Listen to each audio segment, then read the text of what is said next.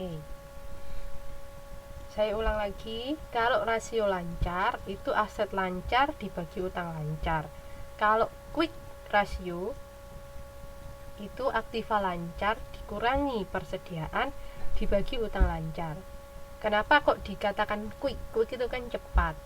Nah, kalau quick berarti gak pakai persediaan, karena persediaan itu kan harus dijual dulu, baru kemudian dapat piutang, habis piutang baru dapat kas. Misalnya seperti itu. Kalau melalui penjualan kredit kan tahapannya masih lama, nggak cepat, tidak quick semacam itu. Oleh karena itu, kalau ditanya quick ratio, maka persediaannya harus dihilangkan, berarti persediaannya dikurangkan, seperti itu. Kemudian yang D ada working capital to total asset ratio, itu aktiva lancar dikurangi utang lancar dibagi total aktiva, seperti itu.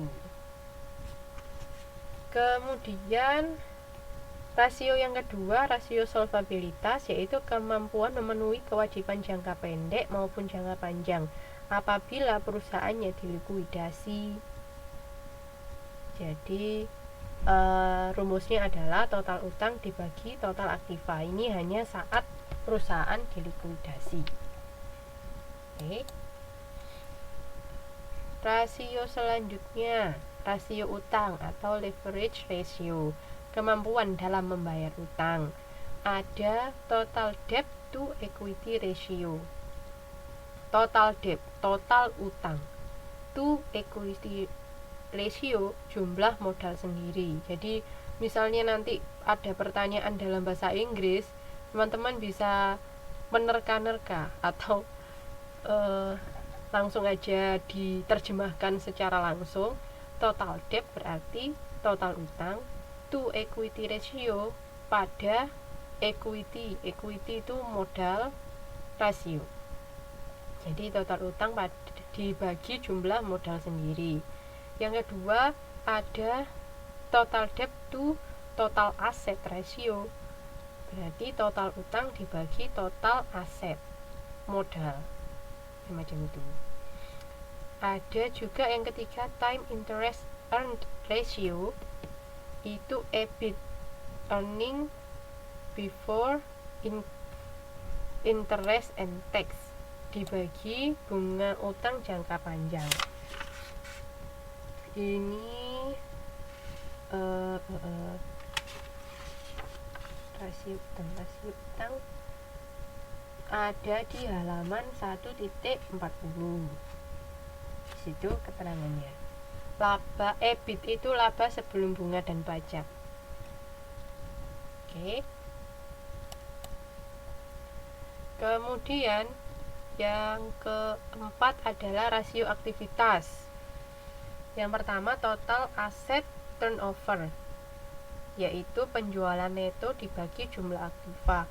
Ini untuk mengetahui kemampuan modal yang diinvestasikan menghasilkan pendapatan. Modal yang diinvestasikan itu jumlah aktiva, menghasilkan pendapatan berarti penjualan neto, seperti itu. Kalau receivable turnover, penjualan kredit dibagi piutang rata-rata, untuk mengetahui besarnya dana yang tertanam dalam piutang, seperti itu.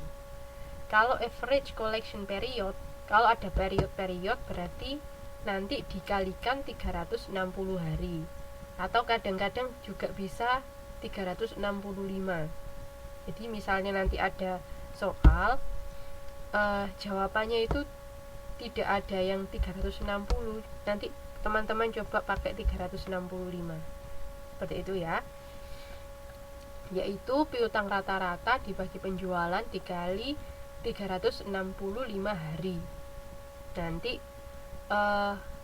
hasilnya dalam hari, berapa hari penjualan kredit itu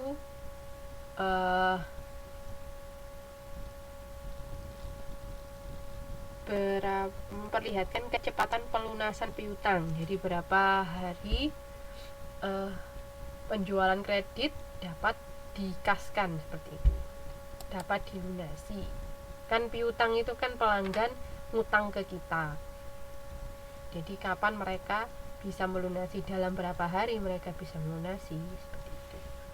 Sekarang inventory turnover, yaitu harga pokok penjualan dibagi persediaan.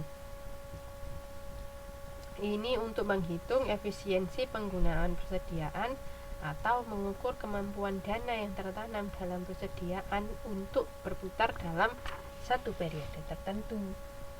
Average days inventory, persediaan rata-rata dibagi harga pokok penjualan dikali 360 hari. Jadi nanti satuannya dalam hari kalau ini. Oke. Kemudian rasio keuntungan mengukur kemampuan dalam menghasilkan laba. Gross profit margin berarti penjualan neto dikurangi HPP dibagi penjualan neto. Seperti yang ada di halaman 1.42 ada di sini tidak ada gross profit, langsung net profit. Kalau gross profit itu penjualan neto dikurangi HPP dibagi penjualan neto. Kalau net profit, laba bersih setelah pajak dibagi penjualan neto. Kalau net earning power ratio, keuntungan neto sesudah pajak dibagi jumlah aktiva. Seperti itu.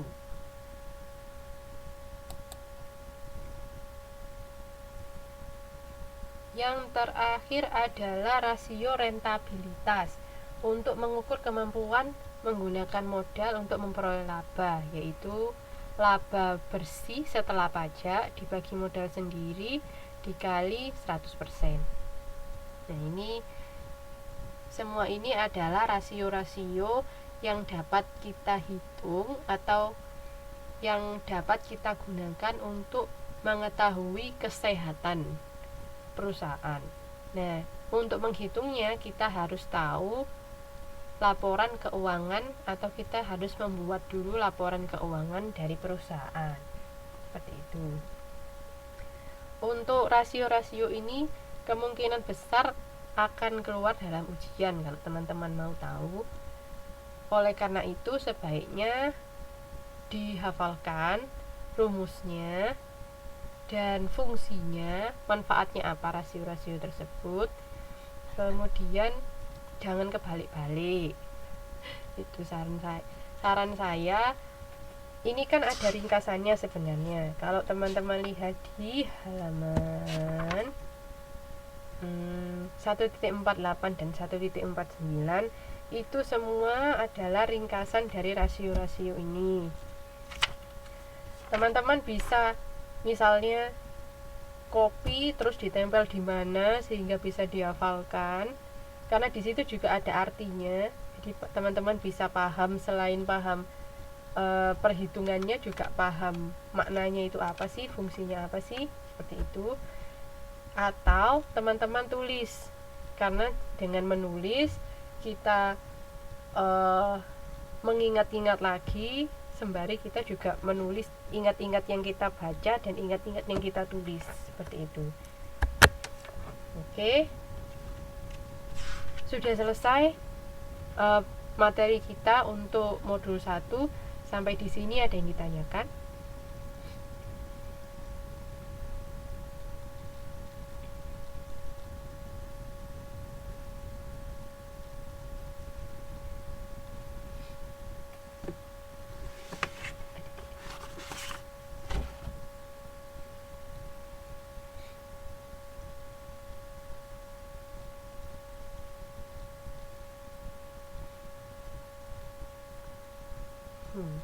Baiklah, kalau gitu